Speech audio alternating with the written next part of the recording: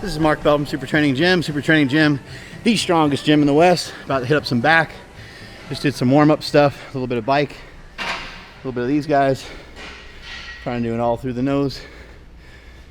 And yeah, gonna try to get a bigger back. So here we go.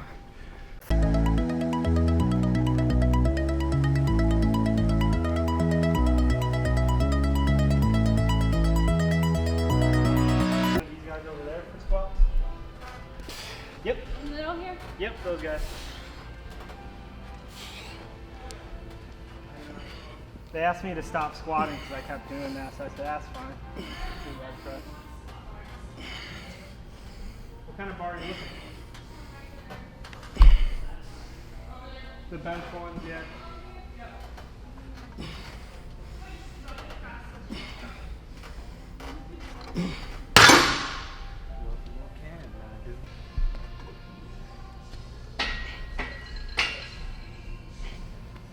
Yep.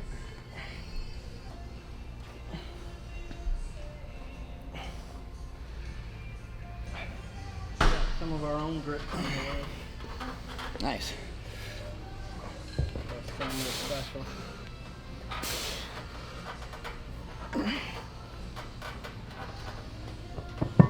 Here you go, Mark.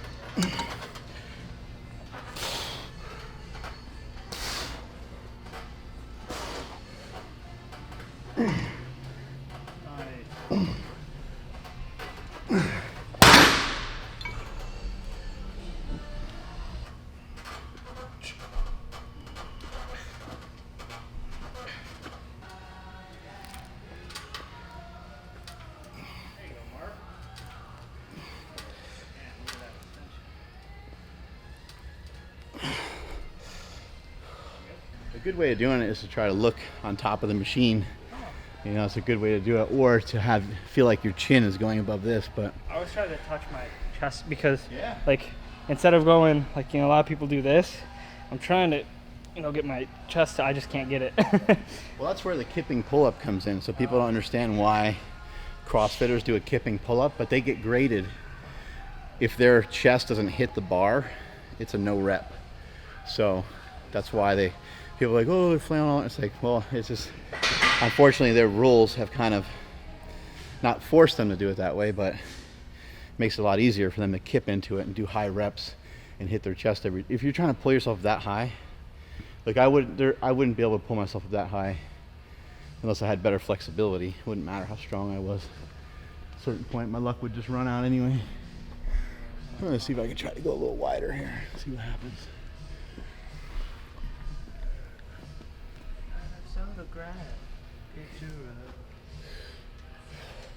There you go, Mark.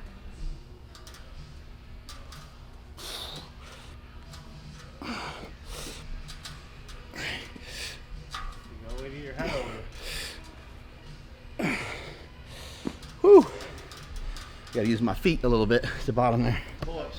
You know, don't be afraid to just do them whatever way you need to do them to get in some of the work and some of the reps. However, I think it's important that you don't miss out on certain pieces of it, because I think that you'll never get stronger.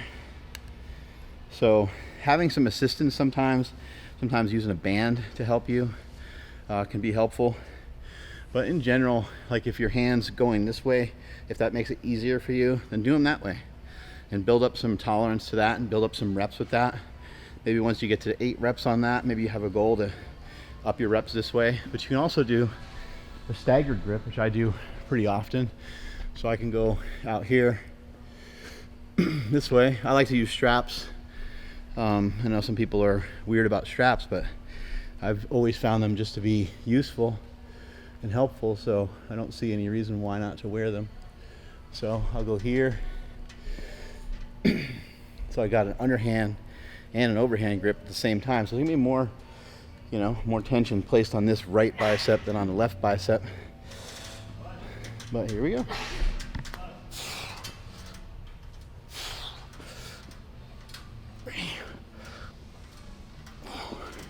I did 4 that way. Now I can do 4 the other way. give it a little bit of a pull and make sure your arms feel okay. You know, give it a little bit of a tester. You know, kind of hop in there and make sure your arms are feeling okay to do it.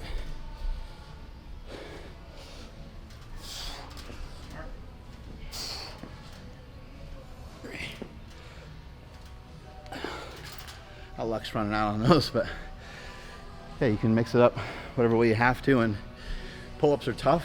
They're sometimes hard to improve. Another thing you can do is you can start from the top down on your pull-ups. I'll show you after Tom does his set.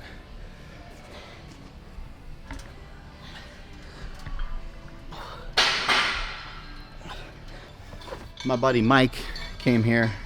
He was on my podcast a while back. He does a lot of like challenges and stuff, and he kicked the out of the world record in pull-ups. So he knows a thing or two about pull-ups. Plus, he's not a light guy. He's pretty damn big. And one of his main things with pull-ups was just to get any contraction that you can get at all even just from the bottom. And so I don't need this block quite yet.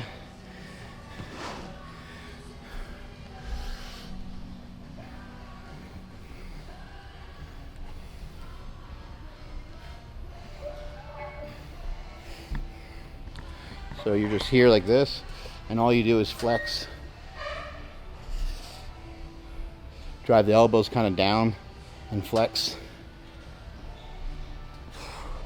If you had trouble with that, you could push your foot off of something if you needed to.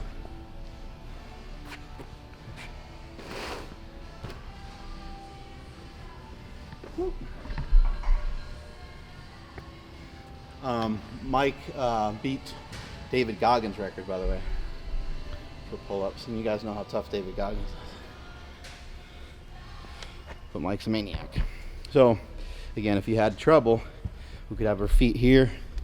Could be in a band as well. You could just put a band around the thing. Now I can go like this and squeeze. Whoops, that thing moved on me a little bit. I could squeeze. This doesn't seem like it's shit, right? It doesn't seem like it's anything, but you're here. And you need this part. This is the part that everyone always skips out on. It's holding like this. It's holding your body weight up here. Everyone seems to go, when they go to do a pull-up, you just do it without the straps for a second. A lot of people just fall. They like cave on their pull-ups, and then you're not able to. It's the same problem I see with push-ups. The way people do push-ups is an absolute disaster and very shameful. No one should be proud of their shitty push-ups that they're doing. But anyway, so you're here like this. You'd go here. Whoops, I keep losing my feet. Hold on a second. No, I got it. Just move that forward a little bit. So here we go.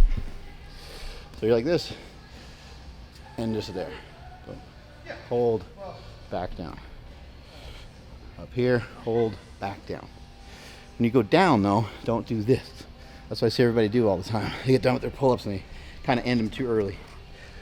The other way to get a lot out of them is to start up top. You might even want something that's slightly higher than this, so that way you would know the right height if you could see the top of this thing here. So that'd be the correct height.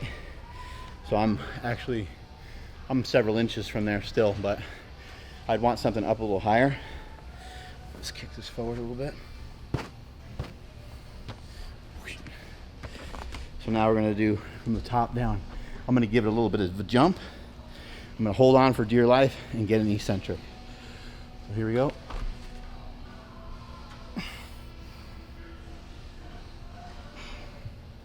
Show you one more time.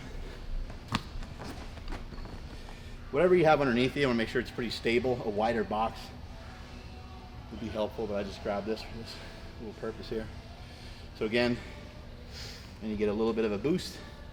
I'm gonna hold, and when I do my eccentric, I'm gonna make sure I get the whole eccentric, the full range of motion, all the way till my arms are fully extended. If you don't work on that fully extended part, you're never gonna be able to get it. You're never gonna be able to start from the bottom either. So start from the top, jump into it a little bit, hold, come down, 3, 2, 1, get that full stretch. Now you're off the hook. Show you one more time with that bottom hold. Arms at full length. You don't want to start out here, okay? We're gonna start out right here. And if you need to use your legs, if you're tall enough, you can use your legs. Just a little shove. But we need to hold it for at least a 2 or 3 count right there. Here, 1, 2, 3. And you may as well hold that bottom spot for about 2 seconds. All right, moving into some lat pull downs. Include all the food you want.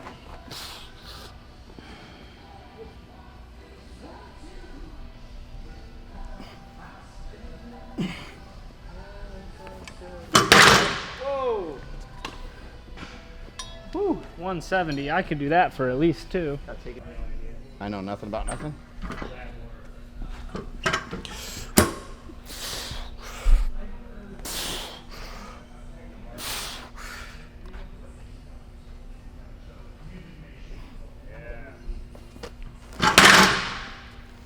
Ooh.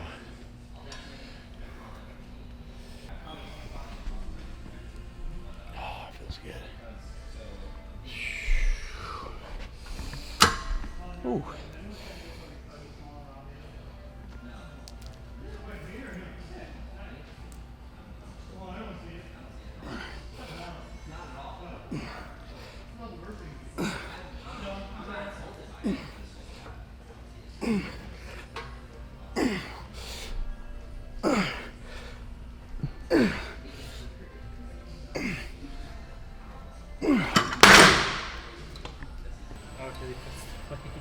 Yeah.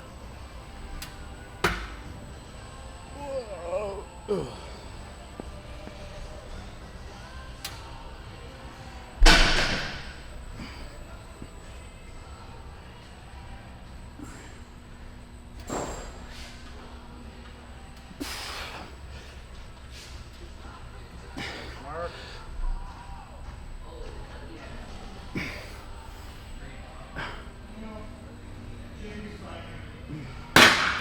What do you do? Tell the guy to lift less weight?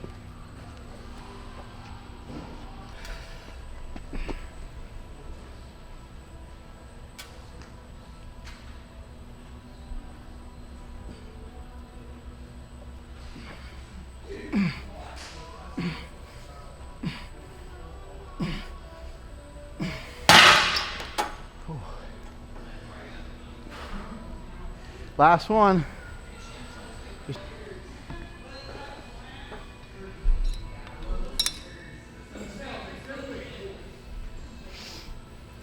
When you're doing your training, you know, don't be afraid to switch things up a little bit as you go along. It's totally okay. Not every set or not every drop set, not every superset has to be the same. There's no real rule about that. Feel like, you know, switching your rep protocol or switching the weight or slightly changing the exercise a little bit. You know, if you feel like doing, if you feel like using 6 different handles for the day, then use 6 different handles. It's a long battle. You know, you want to be in this for a long time. This is not going to be about what you look at the end of the week, the way that you look at the end of the day, the way that you look at the end of the week, the way you look at the end of the month, the way you look at the end of the year. It's unfortunately not about any of that. It's really about, number one, how you're feeling day in and day out. That's the most important thing. And where you can take it. You know, where can you take this if you stay consistent? And if you put in a good effort each day and you can maintain that effort,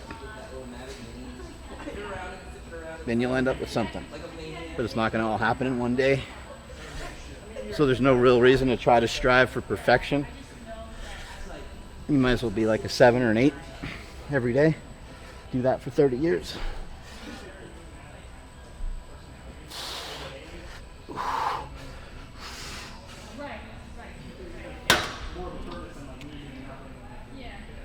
Remember, we get 80% of our results. Where do they come from? They come from 20% of our efforts, right? That 80-20 rule. Sounds a little screwy, but it is the way things work. Think about your wardrobe. Your wardrobe has an 80-20 rule. Severely, it might even be 90-10, because you have a wide variety of things to wear probably, but you wear the same 5 or 10 things all the time, right? Anyway, just figure out ways of being consistent. For me, it's always been mixing stuff up. So I change up my diet all the time. You guys see that right now. Steak, eggs, bone broth, small amount of cheese, hard-boiled eggs. The hard-boiled eggs are just convenient, so I'll just down a couple here and there. The biggest difference with what I'm doing now is just a lot leaner meats. But again, it's different than what I've done before. So the difference is kind of the spice of life for me, having that variety, having things be a little different every time. Just small, any small variation. And there's a lot of evidence of this too with habits. Like, let's say you have a bad habit right now. Find any way to disrupt the pattern of that habit, and it'll be harder to continue that habit. Let's just say you want to get away from looking at your phone as the first thing that you do every morning. Find a pattern interruption. Say, you know what, I'm not going to look at my phone until I eat my first meal. I'm not going to look at my phone until I took my shower. You know, whatever way you have to do a pattern disruption. But for me personally, you know, switching stuff up, not falling into traps of this shit, scrolling too much. I actually got into a good conversation with one of my really good friends. He sold his company for $1 billion. And I said, you know, there's a lot of people that, you know, social media gets to be pretty negative for them. And so I, you know, said that my way of dealing with that is to get away from social media, to not be on it. He's like, what do you mean by it can be negative? I said, well, you know, people get sucked into the comments and the negative. He goes, oh yeah. He goes, I never tried that before. Pretty amazing, right? I had a great back workout. Ended up getting a good blend of exercises in. Did a warm up of the bike and the ski erg. Went back and forth on that. A few sets. You gotta go like this. Just like that each time, yep. Flex a little bit. It's like I'm his wrestling manager. When Tom gets you in the ring, July 31st. Hit the ski erg. We hit the this bike. What's that bike called? Assault bike. Assault bike. The assault bike assaulted us. We did like 4 or 5 rounds of that back and forth. That wasn't really to tire us out really necessarily. It was just to try to get our legs moving, because both of us, our legs, our groin, our butts, we should just rub on them for each other, right? Maybe. They were heavy. Like I was just using my arms on the assault bike. Same with the ski erg. Yeah. Like, we were just moving. We weren't trying to break any records. I was just trying to practice some nasal breathing just to make it a little harder, but it was hard enough as it was. Then we did some seated row, did about 4 sets there.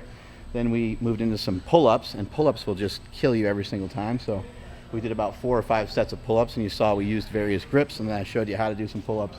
Then we did some lat pull-downs. We did some out wide. I switched in here, and this is where you got to make audibles. Tom has broken his wrist before, and it doesn't feel good for him to turn under, so he just didn't do them that way. He did higher reps out here. Is he not going to be able to grow his back because of that one small thing? No. It's just you make the changes where you need to make them. Then we finished up with some of those rows, and this is really simple.